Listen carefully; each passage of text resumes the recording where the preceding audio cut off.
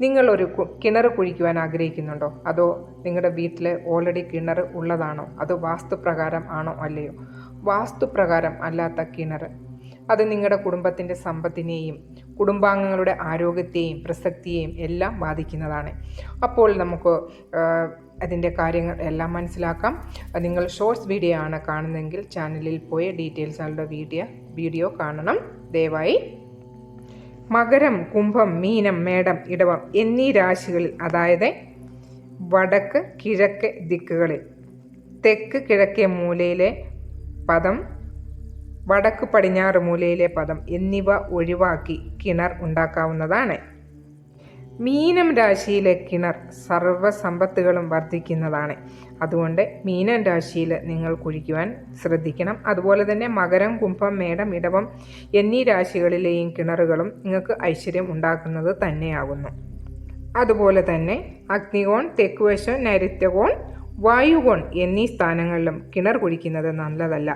അപ്പോൾ അത് നിങ്ങൾ ശ്രദ്ധിച്ചു വേണം ചെയ്യാൻ. വാസ്തുപ്രകാരം നിങ്ങളുടെ വീടിൻ്റെ വടക്ക് കിഴക്ക് കോണിൽ ഒരു കിണർ കുഴിക്കുക.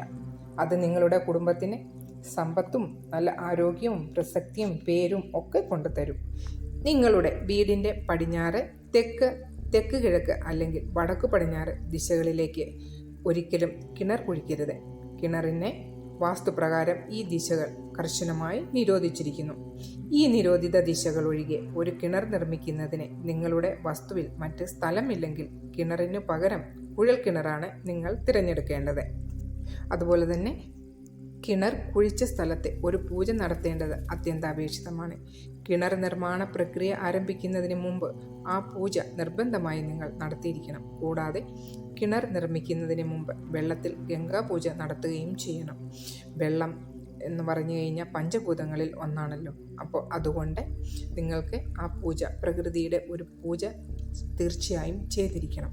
നിങ്ങളുടെ വീട്ടിലെ ഒരു സ്ത്രീ ഗർഭിണിയാണെങ്കിൽ നിങ്ങൾ ഒരിക്കലും നിങ്ങളുടെ വീട്ടിൽ കിണർ കുഴിക്കുകയോ നിർമ്മിക്കുകയോ ചെയ്യരുത്. അത്തരം സാഹചര്യങ്ങളിൽ കിണർ കുഴിക്കുന്നത് അശുഭകരമായി കണക്കാക്കപ്പെടുന്നു. അതിനാൽ നിങ്ങളുടെ വീട്ടിലെ ഗർഭിണിയായ സ്ത്രീ കുഞ്ഞിന് ജന്മം നൽകുന്നതുവരെ നിങ്ങളുടെ വസ്തുവിൽ കിണർ നിർമ്മിക്കുവാൻ നിങ്ങൾ കാത്തിരിക്കുക.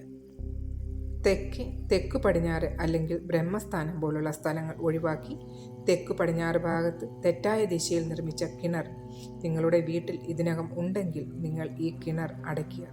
ഇത് അടയ്ക്കുന്നതിന് മുമ്പ് നിങ്ങളുടെ വസ്തുവിൻ്റെ വടക്ക് കിഴക്ക് അല്ലെങ്കിൽ വടക്ക് ദിശ പോലുള്ള ഏതെങ്കിലും സ്ഥാനങ്ങളിൽ ഒരു പുതിയ കിണർ കുഴിക്കണം.